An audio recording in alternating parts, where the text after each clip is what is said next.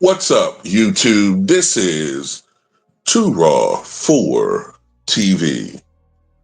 All right, so the NBA, despite some of the issues that I have with it, with the scoring just out of control in many instances, no defense being played, more three-pointers than ever before. We've already had 4 50-point performances, and the league is only, this season is only a week and a half old. But one of the pleasant developments of this new season is no LeBron James.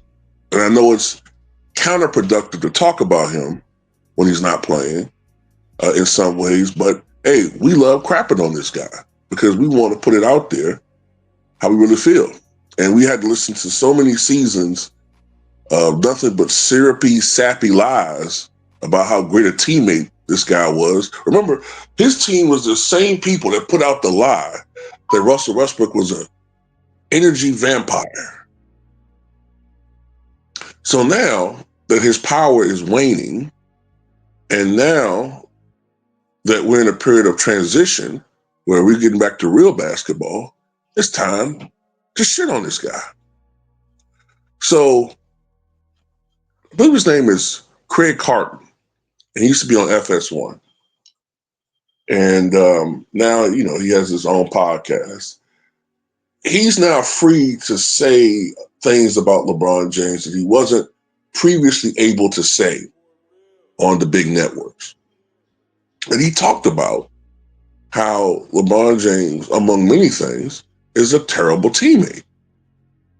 And everything that he says, I co-sign 100%. LeBron James is a lousy teammate. LeBron James did not travel to Minnesota to watch the Lakers without him and Luka, beat the Timberwolves. While LeBron James had no problem going to the Dodger game the night before because he's Big Show Bob. The reason LeBron James, according to a lot of people with inside information and just my belief, is not playing basketball right now is because his feelings are hurt. Wow. No one's talking about me like they used to talk about me. I'm not the best player on the team anymore. Wow. I'm not the second best player on the team anymore. I'm the third option when I come back. So the thought is, I'm not going to play because my feelings are hurt. The Lakers will struggle, and I'll come back as a conquering hero and lead them to the promised land.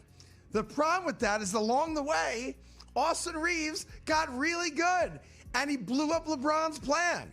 But I think we can all agree at this point, LeBron James does not have sciatica. LeBron James is choosing not to play basketball because he wanted to make a point that you need me more than I need you. Well, guess what, friends? He went to the Dodger game, didn't look like he had sciatica, and Austin Reeves showed up in Minnesota and told the world, we don't need LeBron James. Let me tell you something. I've had severe sciatica, right? I've had it. When you have severe sciatica, you want to sit your black ass down as much as possible. Because oftentimes ambulating or walking over a period of time flares it up. It flares it up, depending on what type you have. And they say he has an extensive, supposedly a severe version of it, but yet he's going to Dodger games. I never see him limp. We saw him dancing on the Kai Cenat, live stream. We've seen him in other instances where I just don't see any signs of that. If he did have it, I think he's long since recovered from it, and he's just using that as an excuse. And I agree 100% with what Craig Carton and what others are saying. I don't think that he's hurt.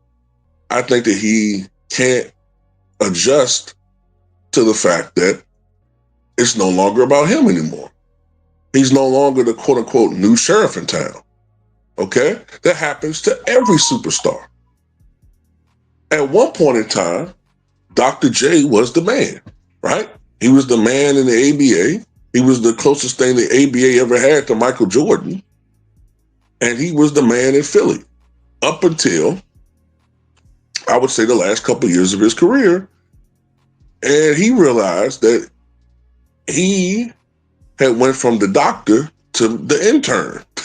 I mean, he still could make a couple of highlights reels here or there, but he wasn't the same player.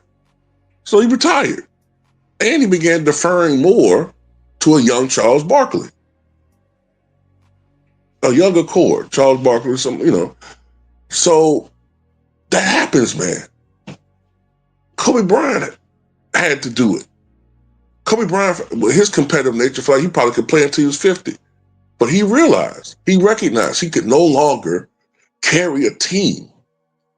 A decade earlier, Kobe carried what was arguably I think it was the worst Lakers squad in their history to the playoffs when he averaged 35 points a game. A decade later, Kobe couldn't do that. If you had asked him to do that at age 36, 37, he couldn't do it. They would have won 20-something games. It happens to everybody. Now, LeBron has been able to, I'll give him this, by whatever means he's doing it, he has been able to remain healthy at a level I've never seen before. I'll give him that. But his skill level, his effect on the game, yeah, he can still go out there and because of his experience and because of his size and the way they play the game and the way that the officials make calls for him, he can still go out there and score 20 points. But are they effective? Do his 20 points generally help the Lakers or do they just help him and pad his numbers? And that's the difference. And yes, he was hoping that the Lakers would fall on flat on their ass without him and he could come back and beat us. They're absolutely correct with that.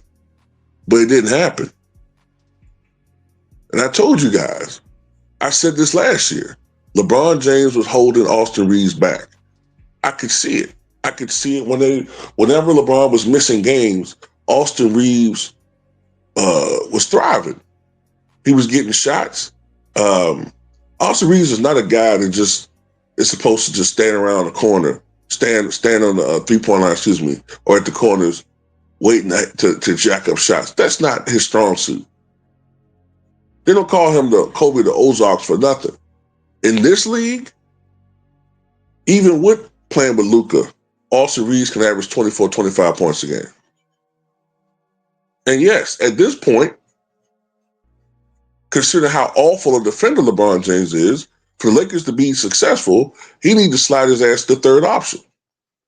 No more than 18, 19 points a game for LeBron James. But he's not going to do it because it's all about him. He's being exposed. We told you this. He was never a good teammate. He's never going to do what Dwayne Wade did for him. He's never going to do it because it's all about him. Only him. And it's the most egregious case of narcissism, perhaps megalomania now, that I've ever seen in my life.